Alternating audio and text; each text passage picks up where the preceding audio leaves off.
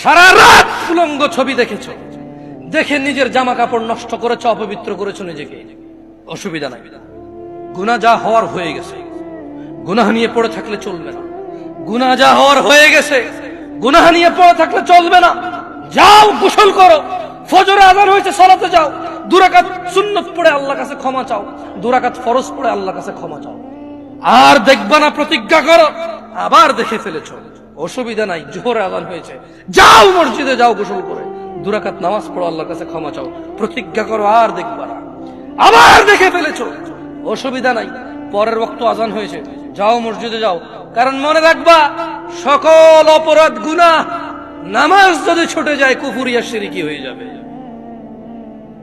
ছাড়া যাবে না নামাজ। আমি কি বুঝাইতে পেরেছি?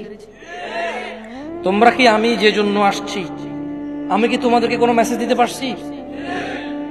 পারছি তো? তাহলে এবার আমি বিদায় নেই। জাযাকুমুল্লাহ খায়র ওয়া আহসানাল জাযা। ওয়াসসালামু আলাইকুম ওয়া রাহমাতুল্লাহ।